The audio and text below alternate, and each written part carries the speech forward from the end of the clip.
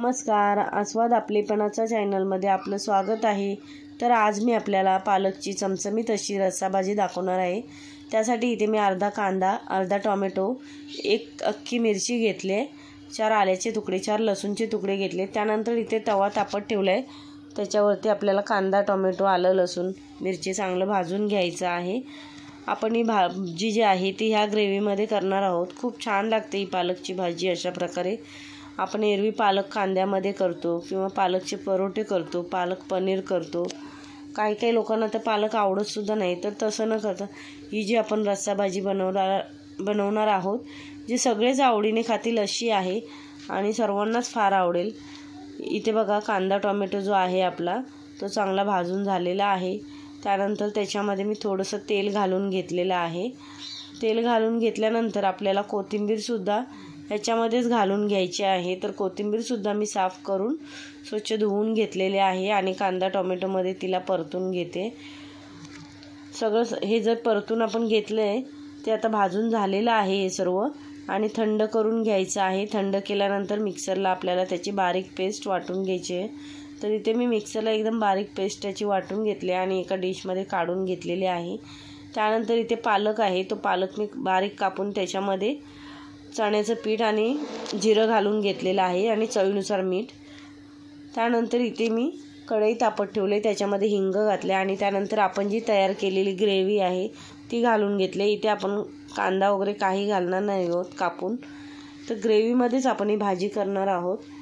Gravy चांगले तेल सुटल्यानंतर लाल तिखट, हळद, गरम मसाला, धना पावडर घालून घेतले। हे मसाले आपल्याला चांगले ग्रेव्हीमध्ये मिक्स करून घ्यायचे आहेत। ग्रेव्हीला सर्व बाजूने तेल व्यवस्थित सुटला पाहिजे। तर हे बघा, इथे आपल्या ग्रेव्हीला तेल चांगला सुटलेला आहे आणि मसालेसुद्धा चांगले मिक्स झालेत। तर आपण त्याच्यामध्ये आता पाणी घालून घ्यायचं आहे। आपण ही रस्सा भाजी करणार आहोत, जास्त रस्सा नाही, घट्ट असा रस्सा करणार आहोत। अजून थोडंसं पाणी घालायचं आहे, म्हणजे आपण जी ग्रेव्ही उकळायला ठेवणार ते चांगली घट्ट अशी होईल। तर अजून मी थोडंसं पाणी घातलेलं आहे त्याच्यामध्ये आणि चांगलं व्यवस्थित मिक्स करून घेतलेलं आहे। मिक्स केल्यानंतर मी माझ्याकडे जे झाकण आहे, इथे होलवालं झाकण आहे, ते मी वरती ठेवून घेतलं आहे। आपल्याकडे होलवालं नसेल तरी पण चालेल किंवा दुसरं कसलं झाकण, ताट वगैरे ठेवला तरीसुद्धा चालेल। आणि इथे बघा, हे मी पालक जे होतं चण्याच्या पिठात भिजवलेलं त्याचे गोळे अशा प्रकारे त्या झाकणावरती सोडून घेते। असे व्यवस्थित सगळीकडे थोडं अंतर ठेवून लावून घ्यायचे आहेत आणि त्याच्यावरती अजून एक ताट ठेवायचं आहे आणि गॅस लो करून आपली ग्रेव्हीला चांगली उकळी काढून घ्यायची आहे आणि आपले जे पालक आहेत ते पण वाफवून घ्यायचे आहेत। तर इथे 2 मिनटं झालेत, आपले पालकसुद्धा चांगलं वाफवलं गेलं आहे। तर बघा, एकदम चांगलं वाफवलं गेलं आहे, सुटसुटीत झालेलं आहे आणि ग्रेव्हीलासुद्धा आपल्या चांगली उकळी आले, वरून तेलसुद्धा सुटले, म्हणजे ग्रेव्ही आपली चांगली तयार आहे।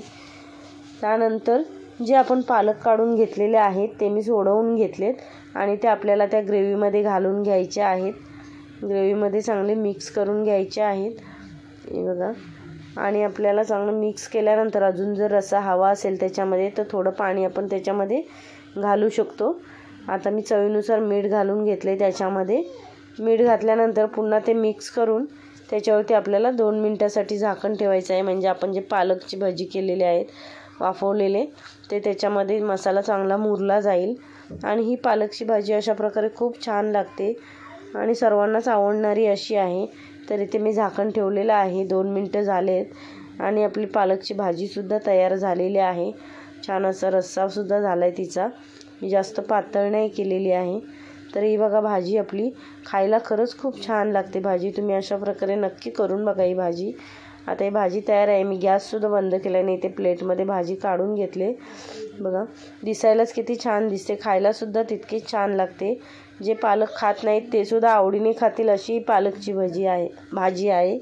तर तुम्हाला हा माझा आजचा व्हिडिओ कसा वाटला हे कमेंट करून नक्की सांगा आणि माझ्या चॅनलवरती नवीन असाल तर माझ्या व्हिडिओला लाईक, शेअर, सबस्क्राईब करा, बेल आयकॉनचं बटन प्रेस करा,